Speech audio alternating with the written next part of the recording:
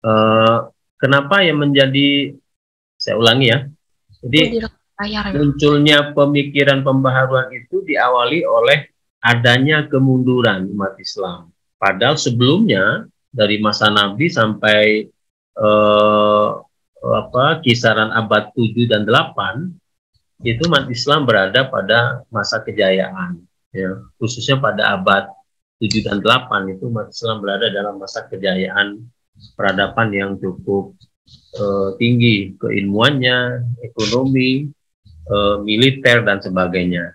Tapi mulai memasuki abad 9, 10 dan seterusnya, puncaknya sekitar 12-13 itu umat Islam berada dalam kejumudan, keterbelakangan dan kemunduran.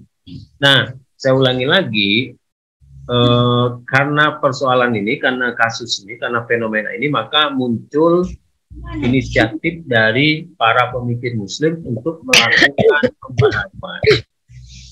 Nah, saya tekankan lagi, mengapa kemudian yang menjadi sorotan atau menjadi tema-tema penting pembaharuan itu, atau yang menjadi objek pembaharuan itu adalah pemikiran gitu.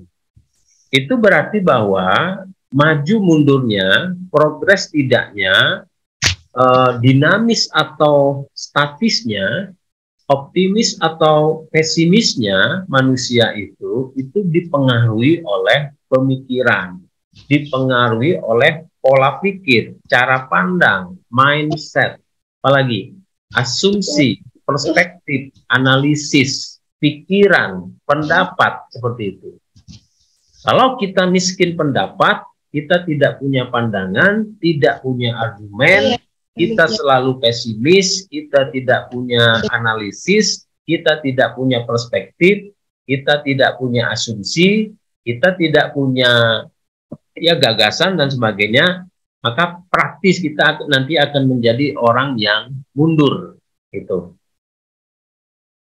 Jadi oleh karena itu kita harus memberikan asupan gizi yang baik kepada pikiran kita, supaya kita ini tidak miskin, tidak kelaparan ide. Kalau perut sudah kenyang kita, tapi sekarang ide, gagasan, pikiran kita ini sedang kelaparan. Apa contohnya misalnya? Kalau kita tidak pernah mengkonsumsi buku, tidak pernah baca buku, ya, jarang baca informasi, jarang baca hasil temuan penelitian, maka kita tuh sebetulnya pikiran kita sedang lapar. Kita sedang minus gagasan, kita sedang minus argumen, kita sedang minus perspektif. Karena untuk bisa memberikan pendapat terhadap katakanlah adanya fenomena atau kasus atau persoalan, kalau kita dituntut untuk bisa memberikan problem solving, maka mau tidak mau kita harus punya pikiran, gagasan, ide, teori. Nah, gagasan, ide, teori itu yang kemudian nanti menjadikan kita itu bisa memberikan atau mengupayakan sebuah solusi. Jadi saya tekankan lagi, kenapa para pembaharu Muslim yang dulu itu sorotannya itu kepada pemikiran. Ya. Kemarin saya sudah kirimkan satu video, jadi itu siapa? Muhammad Abdul ya, pemikiran Muhammad Abdul. Nanti saya kirimkan lagi. Sebenarnya kalau adik-adik tuh melihat tutorial di YouTube saya itu ada di samping Muhammad Abdul ada yang lain itu semuanya pemikiran ya. Ada Ahmad Khan, Rashid Ridho, nanti Jamaluddin Al-Afghani, nanti ada siapa? Muhammad Iqbal, bahkan yang baru-baru ke belakang nih ada juga di situ Setu Sen Nasr, nanti di Indonesia yang saya cantumkan tuh Amin Rais dan Gus Dur gitu ya. Itu di YouTube saya ada. Nanti saya kasih satu persatu.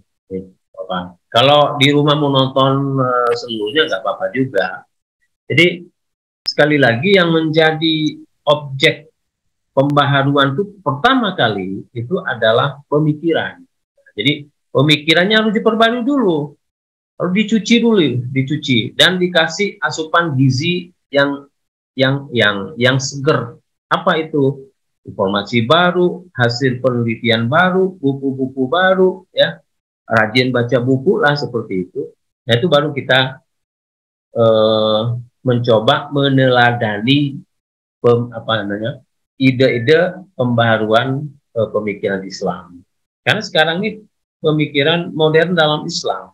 Jadi mengupayakan modernisasi pemikiran. Jadi apakah pemikiran klasik itu tidak baik, harus diperbarui semuanya? Bukan seperti itu jalan pikirannya. Yang dimodernisasi itu adalah pemikiran-pemikiran yang sudah menjadi sampah. Nah, seperti itu. Nah, kita ini kan sering kebanyakan makan sampah kita, sampah pemikiran. Sampah pemikiran itu apa? Baik dari teman, dari kakak kelas, dari dosen yang enggak atau kurang oke gitu, atau dari pergaulan gitu ya, yang tidak berkontribusi terhadap kemajuan Anda, itu namanya sampah pemikiran. Kalau Anda selalu dihegemoni oleh pemikiran-pemikiran terdahulu yang jelas tidak ada kontribusinya, itu namanya sampah pemikiran. Contoh yang masih menggelora, yang masih diminati mahasiswa sekarang kan, jalan-jalan hura-hura, selfie-selfie. Itu Anda melakukan itu bukan ada dengan sendirinya, karena Anda sudah merekam. Yang Anda rekam itu adalah ya mungkin dari pendahulu Anda, senior atau apa. Ya, bukan tidak boleh selfie, tapi kalau 24 jam tuh isinya banyak kesana kemari, itu namanya Anda sudah terlalu banyak mengkonsumsi sampah pemikiran, termasuk lifestyle yang sebetulnya sampah-sampah itu. Jadi apa yang tidak mengkonsumsi, bagaimana kalau kita tidak ingin mengkonsumsi sampah itu? Anda harus meluangkan waktu untuk membaca, untuk mengisi gizi pikiran Anda itu dengan banyak membaca hasil penelitian, buku-buku terbaru, ya, bahkan buku-buku yang sesuai dengan minat Anda, misalnya minat Anda di seni, misalnya minat Anda di sosiologi, minat Anda di psikologi, Anda perbanyak baca itu. Itu namanya Anda menghindari terlalu banyak mengkonsumsi sampah. Nah, sekali lagi pemikiran itu menjadi sangat penting untuk menjadi agenda yang penting untuk diimprovisasi, ya, untuk di modernize, jadi modernisasi pemikiran. Nah, berikutnya, para pemikir Muslim itu mencoba menghubungkan atau mengarahkan, sudah ya? Seperti para tadi ya. Oke, thank you. Ya. Jadi para pemikir Muslim itu mencoba mengarahkan objek pembaharuannya itu bukan hanya kepada pola pikir, akan tetapi juga kepada corak interpretasi terhadap ajaran Islam. Nah, interpretasi sekarang yang dirazia itu adalah corak interpretasinya terhadap Islam. Islam di sini, kalau saya nyebut interpretasi itu interpretasi terhadap Al-Quran, interpretasi terhadap hadis, dan interpretasi terhadap karya-karya ulama-ulama atau pemikiran khazanah Muslim di masa lalu. Jadi interpretasi terhadap itu yang disasar sekarang ini. Ya. Misalnya di dalam Al-Quran itu ada sebuah ayat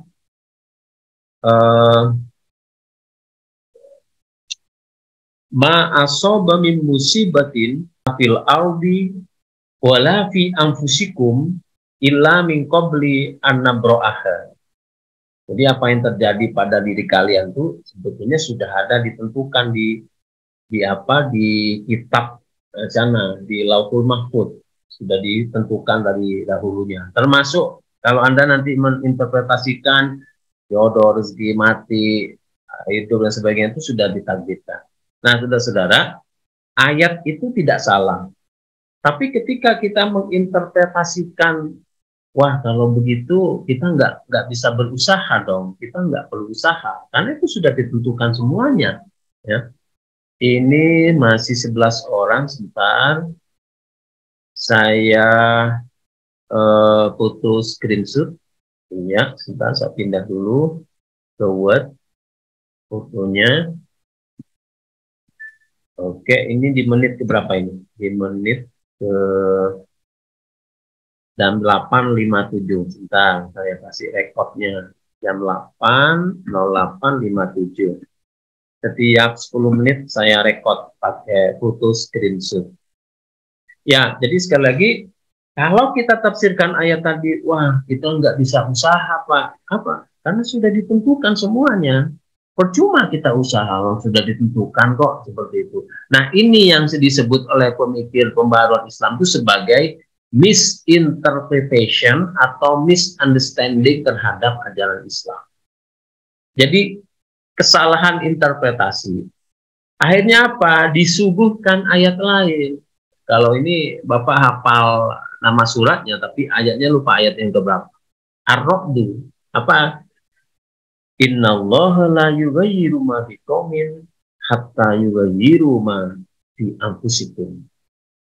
Jadi Allah tidak akan merubah nasib suatu kaum kalau kaum itu tidak merubah nasibnya terlebih dahulu. Nah ini bagaimana? Akhirnya kata kata umat Islam yang lain, loh ini bertentangan dong dengan ayat yang tadi. Sedangkan tadi itu apapun yang terjadi pada diri kita itu sudah ditentukan oleh Allah sejak di Lauhul Mahfuz, tapi ini ayat Allah tidak akan merubah nasib satu kaum sebelum kaum itu sendiri merubah nasibnya. Ini kan bertentangan, kata sebagian umat Islam. Hanya diberi penjelasan, bukan bertentangan. Selama ini kesalahan kita di dalam menafsirkan ayat yang tadi itu seolah-olah kalau sudah ditentukan Allah kita nggak kita nggak bisa apa-apa lagi. Nah yang tahu ketentuan Allah kapan itu kan nggak ada yang tahu, hanya kecuali Allah, seperti itu. Misalnya kali ini kalian nilai semesternya jelek, wah sudah ditentukan Allah, udahlah gimana lagi, ke depan mungkin sudah akan jelek lagi. Enggak seperti itu. Kalau kemarin jelek, mungkin ada kebanyakan waktu kita tidak gunakan untuk belajar, maka ke depan ini kita gunakan untuk belajar. Jadi seperti itu pola pikirnya. Jadi jangan belum melakukan ikhtiar, kita sudah berpendapat, wah udahlah, ini nggak ada gunanya kita mau usaha gini. Itu namanya misinterpretasi atau interpretasi yang salah terhadap doktrin. Nah, saudara-saudara, kembali kepada yang objek pembaruan, kalau tadi itu pola pikir, maka sekarang itu adalah interpretasi terhadap doktrin, itu yang diperbaharui oleh itu yang bukan hanya diperbarui, tapi yang disinggung oleh para pemikir Muslim. Jadi kalau Anda nanti lihat pemikiran Abdul, Ridho, Jamaluddin Al-Afghani, Muhammad Iqbal, itu semuanya itu seperti itu. Domain pembaharuannya itu seperti itu. Jadi yang disasar itu adalah misinterpretasi, kesalahan interpretasi terhadap ajaran Islam. Itu yang kedua. Yang ketiga itu adalah budaya perilaku kita. Itu yang juga disasar oleh pembaharuan itu. Seperti apa Pak budaya itu? Nah, gitu ya. Budaya seperti apa? Perilaku kita yang nggak jelas ini, yang oleh para pemikir Muslim dahulu itu di warning, hati-hati. Kita ini pola perilaku ini, lifestyle ini, itu bisa menjerumuskan banyak orang. Jadi pola atau perilaku. Ya. Contoh kalau dulu yang disasar oleh Muhammad Abduh, ya, dan Jamaluddin Al-Afghani dan sebagainya, kebiasaan sebagian umat Islam meminta pertolongan kepada kuburan. Itu yang dulu pernah disasar oleh tokoh pembaharuan Islam. Ya. Nah, jadi kalau ingin sukses, ya berusaha belajar, bukan kemudian datang ke kuburan minta tolong ke kuburan. Itu sudah kesyirikan itu. Minta tolongnya kepada Allah. Jadi kita usaha minta tolongnya kepada Allah. Nah dulu itu ada sebagian umat Islam itu kalau minta pertolongan itu ke kuburan. Ke kuburan apa? Orang yang dianggap keramat. Nah saudara-saudara ini perilaku-perilaku. Kalau dulu ada misalnya mau ujian semesteran, malamnya itu datang ke pohon besar memberikan sesajen. Itu perilaku. Jadi perilaku yang disasar oleh oleh para pemikir atau pembaharuan Islam. Nah, adik-adik sekalian, tiga hal penting yang sudah sampaikan pagi ini. Pertama, sasaran pembaharuan itu adalah kepada mindset kita, pola pikir kita. Kemudian yang kedua adalah interpretasi terhadap ajaran Islam, ajaran agama yang kita anut ini. Dan yang ketiga adalah perilaku kita. Hati-hati, hari ini banyak sekali perilaku yang tanpa kita sadari itu lebih dahsyat dampak negatifnya daripada kalau dulu gitu. Kalau dulu orang kan ke kuburan gitu, kita tolong itu disasar, disalahkan dan di apa namanya dikritisi dan berusaha dihabisin oleh pemikiran pembaharuan Islam. Nah hari ini perilaku yang banyak ini, yang tanpa disadari itu, dan itu juga dampak negatifnya tinggi kepada kita, tanpa sadar kita kalau sudah megang gadget, smartphone dan sebagainya, itu berjam-jam kita nggak sadar. Berjam-jam. Sudah menyita waktu belajar kita. Yang tadinya kita sudah 10 jam sehari, kan kita punya 24 jam. 10 jam sehari sudah konsisten kita gunakan untuk belajar, baca buku dan sebagainya, mengkaji dan sebagainya. Tapi dengan adanya gadget dan smartphone menjadi surut, menjadi berkurang. Sekarang yang mendominasi duduk di perpus smartphone gitu dilihat, duduk di kelas smartphone, duduk di halte smartphone, duduk di masjid smartphone, duduk di bawah pohon lindang di DPR, di bawah pohon lindang kita smartphonean ya. Jadi semuanya serba smartphone. Yang ditonton apa? Ya Facebook, Instagram, apalagi WA, apalagi tweet dan sebagainya. Jadi ini perilaku hari ini yang kalau ketahuan atau andaikan para pembaru Islam itu hadir hari ini, itu menjadi sesuatu yang disinggung seperti itu. Jadi ini perilaku hari ini yang bisa menjadi pengganti perilaku lama yang tidak kalah negatifnya bagi umat Islam. Nah, yang bagus bagaimana? Ya kita siasati. Tetap kita smartphone, bermedia sosial, tapi itu tadi sambil menyelam, sambil minum air, sambil media sosial, kita juga kita jadikan itu sebagai alat untuk pengayaan wawasan kita. Seperti itu. Bukan hedonisnya, bukan unsur kesenangannya yang mendominasi kita untuk menggunakan smartphone, tetapi niat untuk menambah wawasan itu yang kita targetkan. Nah, adik-adik sekalian, 3 hal itu penting ya, yang menjadi domain pemikiran pembaharuan, pemikiran modern dalam Islam. Selepas ini nanti Bapak kirimkan 1 video lagi, jadi 1 minggu 1 video pemikiran modern dalam Islam. Nah, caranya nanti seperti ini. Setelah nonton video itu, kalian eksplorasi lagi, cari jurnal yang sama temanya dengan yang Bapak sampaikan di video, ataupun cari buku yang sama seperti itu. Ingat, nanti tugas akhir kita itu adalah membuat, tapi bukan makalah ya. Kalau makalah itu konotasinya itu kopas ya, ngambil di Google. tapi membuat artikel mini. Nanti template artikel mininya Bapak kirim ketika kita sudah mencapai 6 pertemuan. Ya. Jadi dari sekarang teknisnya seperti itu. Begitu Bapak menyampaikan, mengirimkan tutorial pemikiran model Islam, kalian carilah artikel atau buku yang membahas tentang pemikir Muslim tersebut. Ya, nanti menjadi tugas akhir semester adalah membuat artikel. Ya. Artikel nanti kita kumpulkan, siapa tahu bisa dimasukkan ke jurnal. Yang penting jangan plagiasi. Nah, itu musuh paling besar bagi Bapak itu adalah plagiator.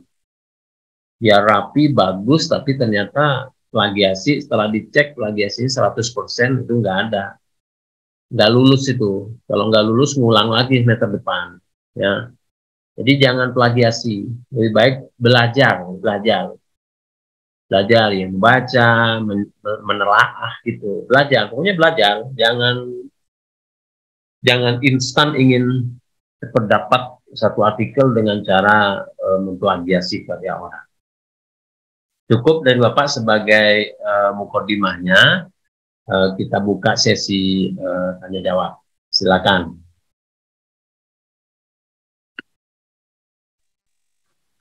Maaf Pak. Ya. Izin bertanya. Ya. Ingin bertanya tentang tugas tadi Pak. Tentang tugas tadi Pak. Oh ya. Kurang jelas soalnya. Ya, itu nanti tugasnya itu nanti tugas akhir semester itu membuat artikel pikiran pembaruan dalam Islam, itu ya. Nanti bagaimana template-nya, formatnya nanti Bapak kirim ketika kita sudah mencapai 6 pertemuan atau pas mau meet seperti itu. Ini berarti kalau banyak ini 2-3 ya. 2-3 orang kan? 2-3 itu nanti satu artikel 2 orang aja. Ya. 2-2 Pak? Iya, satu artikel atau satu tema itu 2 orang. Tapi kalau ada yang mau sendirian, monggo, silakan Pak Bapak. Ya, silakan. Pak, saya lebih nyaman sendirian Pak. Oke, silakan. Pak. Oke. Nanti template-nya Bapak kirim pas sudah mau meet aja. Kalau sekarang kita, jadi kemarin kan Bapak kirim video Muhammad Abdu ya. Nah kalian tuh baca artikel atau jurnal kan banyak sekarang tuh yang membahas tentang Muhammad Abdu supaya kalian lebih dalam pemahamannya atau pengetahuan kalian tuh tentang Muhammad Abdu itu, pemikiran pembaruan Muhammad Abdu itu. Buku-buku juga boleh kalian baca seperti itu. Setiap habis Bapak mengirimkan tutorial. Nah nanti ini Bapak kirimkan video pemikir pembaruan Muslim yang lain. Setelah tonton sebentar, kalian lanjutkan dengan membaca artikel atau jurnal tentang tokoh itu. Ya. Ada pertanyaan lagi?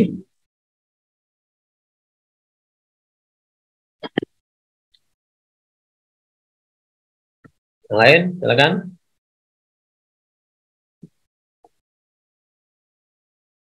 Ini sepertinya tapi sudah sahur ya. Ya, silakan. Yang di kelas ada mau tanya, yang di lokal tuh. Oke, jadi seperti itu. Bapak ini agak ya agak gini ya. Ingin memberikan masukan. Jadi coba perbanyak baca ya. Memang sekarang ini tantangan kita tuh adalah mau meluangkan waktu untuk membaca. Jadi kalau kalian bermedia sosial, coba gunakan media sosial itu sebagai sarana untuk mendapatkan banyak informasi ya. Karena sekali lagi bukan hanya anak S1 ini ya. Sekarang anak S2 yang Bapak ajar itu, ya, Bapak bimbing itu memang rata-rata persoalannya adalah miskinnya informasi atau referensi bacaan, miskinnya itu. Jadi mereka tidak banyak tahu itu kalau berbicara tentang politik misalnya. Mereka nggak banyak tahu teori-teori politik. Kalau bicara tentang kayak sekarang nih, misalnya pemikir-pemikir dalam Islam itu nggak banyak tahu. Pemikiran pembaruan dalam pendidikan Islam nggak tahu. Jadi miskin informasi, kelaparan gitu, kelaparan wawasan sekarang ini. Oleh karena itu saya berharap pada Anda itu coba benar-benar itu ya. Bukan hanya Anda aja nih ya, kelas-kelas selain Anda itu begitu. Rata-rata mereka setelah diberi waktu untuk diskusi itu nggak ada yang bisa berdiskusi. Nah itu menjadi pertanyaan sebetulnya. Tidak bisanya diskusi itu karena malu, nggak berani, atau yang mau disampaikan tuh nggak ada. Itu menjadi persoalan. Jadi kalian Bapak minta coba benar-benar itu. Latihannya mudah. Minggu depan sebelum Bapak masuk atau sebelum Bapak mulai menyampaikan materi, itu kalian ini dulu diskusi dari apa yang sudah kalian baca pada hari ini. Misalnya hari ini kan nanti Bapak kirim insya Allah itu Rasyid Ridho, kalian beraljari. Minggu depan sebelum Bapak melanjutkan ke pemikiran yang lain, kalian diskusikan dulu dengan Bapak itu Rasyid Ridho. Seperti itu. Itu salah satu cara ya. Oke, selamat membaca karya Rasyid Ridho atau artikel dan makalah atau buku tentang Rasyid Ridho yang nanti videonya akan Bapak kirim lah. Itu nggak panjang videonya. Ya, seperti itu ya. Baik, demikian ya pertemuan kita pagi ini. Jangan lupa untuk perbanyak membaca ya, menambah wawasan kita tentang keilmuan yang atau materi perkuliahan yang diberikan oleh dosen. Baik, assalamualaikum warahmatullahi wabarakatuh. Waalaikumsalam warahmatullahi wabarakatuh.